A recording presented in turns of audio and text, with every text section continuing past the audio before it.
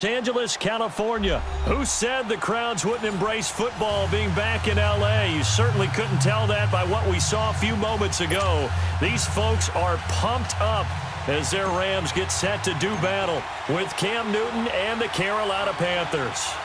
The kicker, Graham Gano, set to put his foot into this one. And we are underway here in Los Angeles. And that drives coaches insane, doesn't it? When they see that happen, it just doesn't feel right, does it? Plus, you're giving up yardage.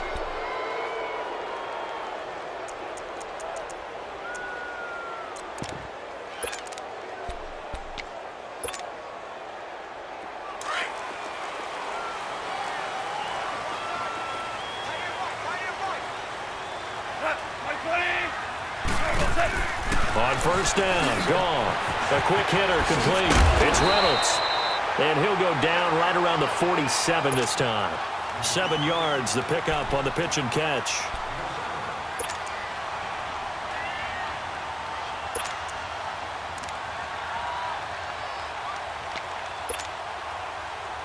Able to get 7 on that first down pass play. 2nd and 3.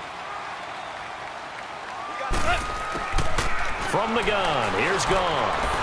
Flush to his right. And he can't find a receiver, and he's brought down. Shaq Thompson coming hard that time. He's able to run him down for a loss of 12. Hey, lift!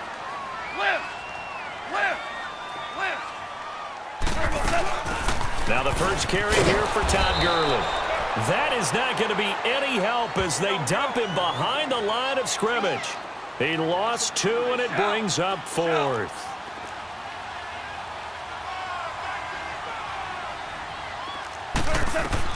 They are going for it. Gone.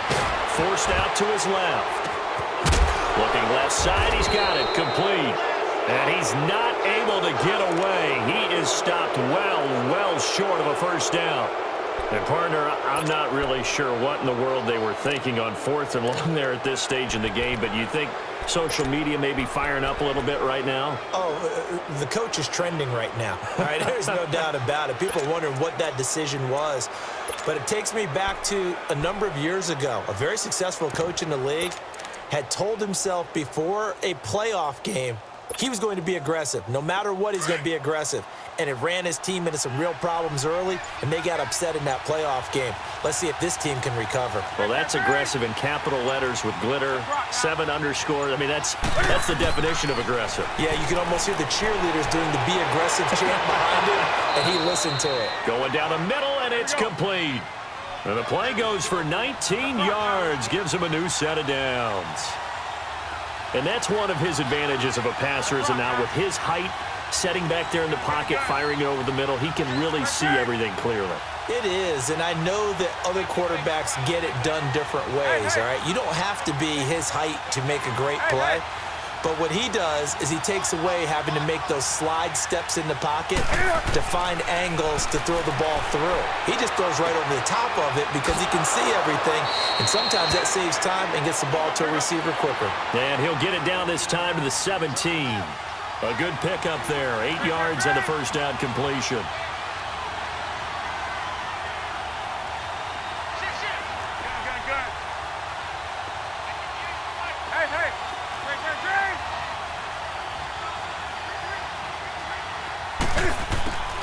Here's Newton now on 2nd down.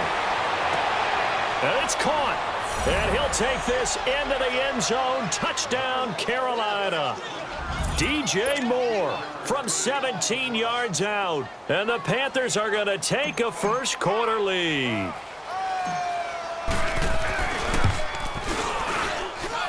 And his kick is no good.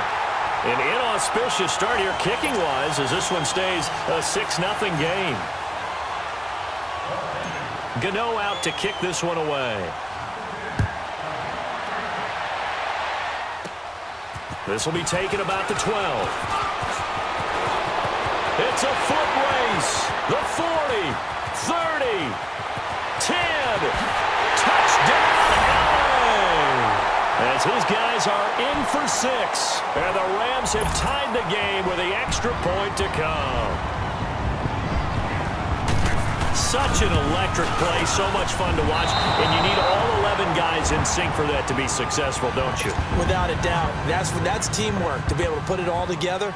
But that play is really probably the most exciting 10 seconds in football. That's fielded in the end zone. And he will not bring it out. He'll just go down to a knee here for a touchback. And the ball will come out to the 25. Charles, how do you figure what's going on right now with the Carolina Panthers? They have lost 5 in a row. Remember, they were 5-2 this past week, a 6-point defeat at the hands of the Cleveland Browns. What's going on there? I wish I could put an actual finger on it and be able to diagnose it and tell you. I have a couple of theories, though. Number one, Cam Newton's shoulder. That is a little bit of an issue. He's trying to play through and give him credit for toughness, but not able to make all the throws he wants to make. In fact, Myles Garrett from Cleveland mentioned that prior to the game. He thought that he wasn't quite the same quarterback. I also think that defensively, they're just not the same team. We're used to them taking the ball away from people, making big plays. We're not seeing that. And the last part, just not as explosive as they need to be on offense. Can't extend leads. That means they're in every game, and it puts them in jeopardy at the end. They finished with 3 conference games, 2 of them against New Orleans, 1 against Atlanta. They struggled on the road, just 1-6 away from home.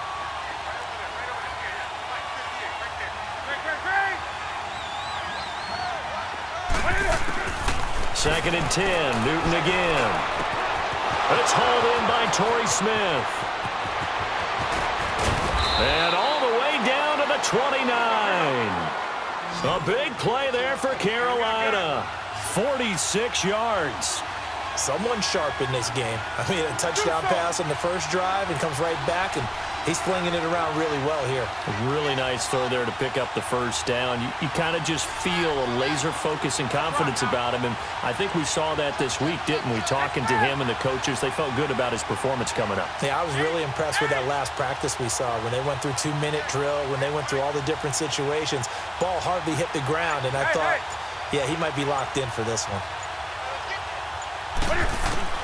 On first and 10, Newton looking for the end zone. He's got it for a Panther touchdown. Cam Newton now with 2 first-quarter touchdown passes. And his guys are able to strike for 6.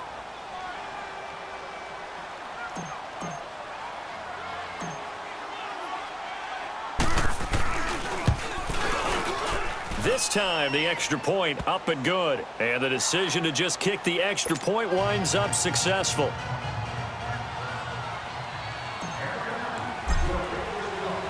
Gano out to kick this one away. Very short kick. This will be taken by one of the up men. And they're going to wind up with pretty good starting field position as they get it up past the 35. Well, the Los Angeles Rams not yet owners of a first-round bye. They have clinched the NFC West, first in the NFL to win their division. But last week, surprisingly, only put up 6 points in that loss in Chicago. Not surprising overall in terms of defensive struggle, because you had the last 2 defensive players of the year in the NFL playing in that game, Aaron Donald for the Rams and Khalil Mack for the Bears, and the Bears have been strong on D all year long. What I found interesting was how the Bears scored their touchdown, right? Which is a touchdown pass. How often do you see that in the league? Not very often. By the way, going to make a big difference whether the Rams play in 70-degree L.A. or 20-degree Chicago. A little bit different for the weather style. It certainly is, which means that down the stretch, the Rams still have to play excellent football. Just because they won the division, they can't kick back. They need to lock up one of those 2 home field byes to start the playoffs. Dumps it off to Gurley. Nothing on that one. It'll be second down. Well, that was a simple throw and catch, but even with that completion, 0 yards gained. So they're behind schedule on down and distance. I think they were hoping to get it to him. He could make a man or 2 miss, but that window closed quickly. Now on second down, this is Gurley. And he is met quickly in the backfield. Down he goes, folded like a lawn chair. That'll be a loss of a yard, and it leads to a 3rd down.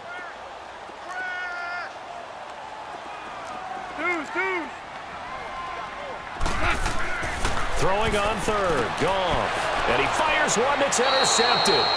Picked off at the 45. How about the big boys snagging one? You don't see that every week. No, you don't, but a lot of them are just reliving their old dreams, going back to when they were in youth football and in high school. They didn't always play defensive line. Some of them actually handled the football, and you can see the flashback when he grabbed that one.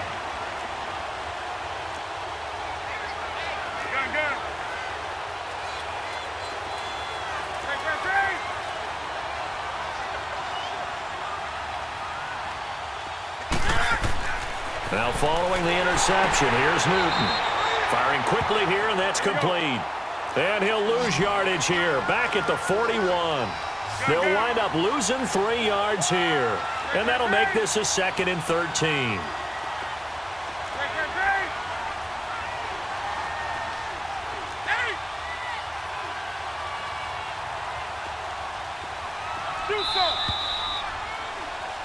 With my good friend Charles Davis, Brandon Gaudin with you. It's the Panthers in possession of the football as we begin quarter number 2. But they face a 2nd and long to start things out.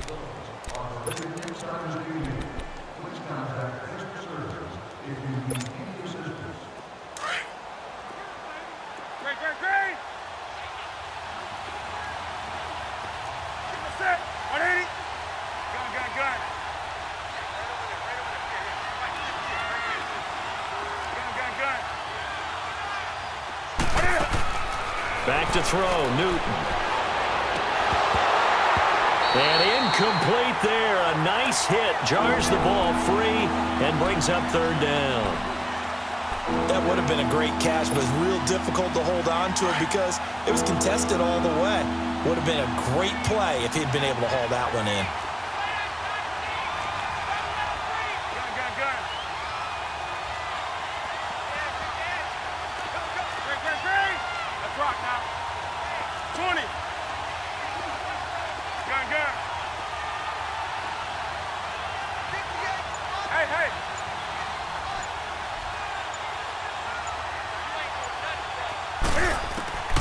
Third and long, it's Newton. Over the middle, that's complete to McCaffrey. And able to rip off a big chunk of yardage before being dropped inside the 40. The 21 yards there as they convert on 3rd.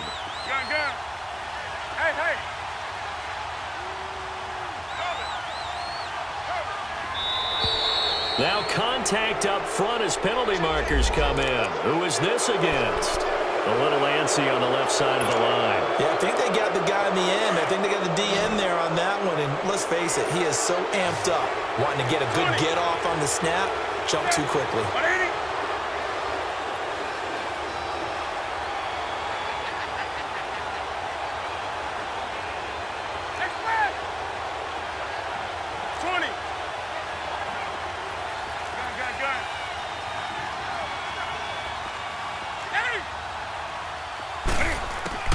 Out of the gun, Newton. Oh, he's got a man wide open, complete.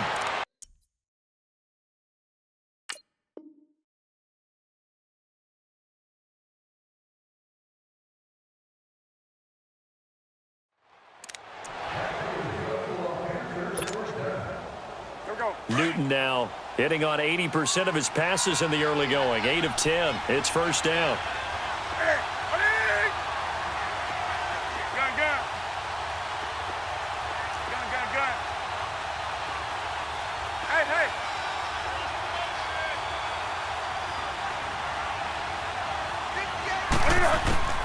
Again, Newton. That is caught at the 7-yard line. And he'll be brought down this time at the 5-yard line. Give him 7 on the play, and it'll be a 2nd down.